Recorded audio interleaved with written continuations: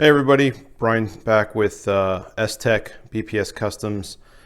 Just wanted to do a quick vlog on a new client build. This is client build 33, and you kind of see my cat in the background. But the reason I wanted to vlog this is because I've actually never been contracted to do a build in a micro ATX case. And there's no real reason for that. It's just that it's never come up. Nobody's ever asked me for that. Usually it's mid or full towers, usually beefier hardware, water cooling, etc. So this was a request for a budget build and a small form factor. And I kind of wanted to try out building in the Thermaltake V21 case for a while. So this is what came out of it. So as we come around the side here, you'll see that this is the MSI 960 and GTX 960. This is the 4 gigabyte model. Should be more than enough for 1080p gaming. Coming up top, I know that Keith from Keith Plays PCs will probably give me some shit for this because I gave him shit on Twitter the other day for using a stock cooler. But this is a client build, and this was what was ordered. So I didn't really have very much of a say in that unless I wanted to donate some hardware, which I really didn't want to do.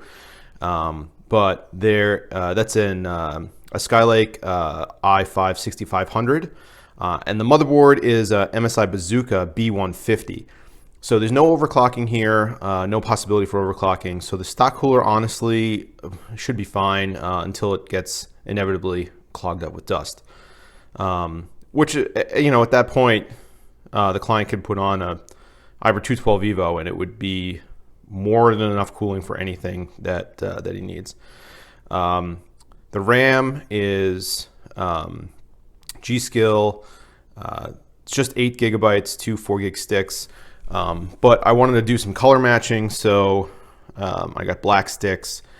This is just black and white build, and at this budget, it's very difficult to do anything except black, white, maybe red.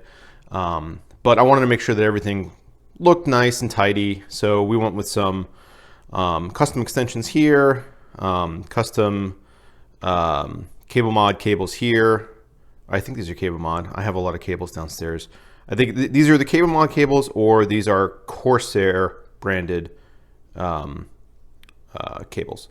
So the power supply underneath, which you can't see, is Corsair 600, a CX600M. Once again, will be more than enough power for the system. It's not going to be pushing any kind of crazy power limits or anything like that, so it should be fine. Storage in here is a Seagate SSHD, I believe is the abbreviation. The solid state hard drive, basically. So it should give decent boot times. I mean, it's not going to be as fast as an SSD, but should work fine for these applications. But I wanted to comment a little bit on this case. Now, this form factor, I really like. I like the size. I like the shape. It's, you know, it's unusual, and it'll look good on a desk. The side window is going to show off that graphics card really nicely. And I'm going to put a Corsair SP120 back here with a white ring. It's going to look really nice. I think it's going to look really neat and nice. The problem with this case that I've found that I did not know, and none of the reviews online really mentioned this, was that the built-in, let me flip this over, the built-in front panel wiring is so long that I had to do some crazy wire management and cable management in order to get it to fit to the point where it didn't look absolutely atrocious. Now, I'm pretty sure that the reason that the front panel, the I/O, is so long is because these cases are made to stack. So I guess theoretically this could reach up or down to a completely separate case and plug in there. I don't know why you'd want to do that, but these cables were long to the point where they were almost a problem. And I had to do some, as you can see, some crazy folding and tucking and zip tying. I put in some tie down points like here and here and down there, just to make sure that everything kind of looked good. But yeah, man, when I took this out of the box, I was so excited, and all these cables started flopping all over the place. And just keep that in mind if you're going to build in this case. There's no shroud here, so you're going to be looking directly through, and you'll be able to see if this ends up being like a giant mess. It's not going to look good. So either plan on doing some significant cable management, or maybe pick a different case. These cases I guess they built them with, like I said, like with stacking in mind. So I'll flip this back.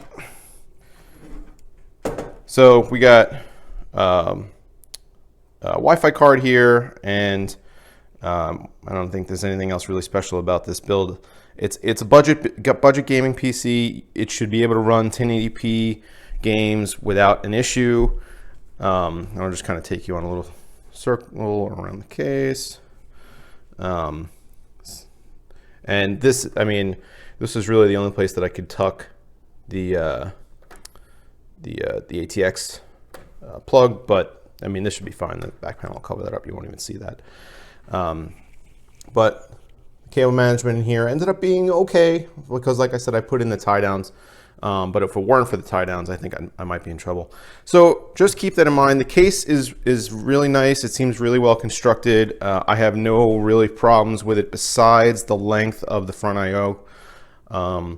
But that's it. This is client build 33. This will be going out on Monday. And this is Brian with S-Tech BPS Customs signing off. Thanks for watching.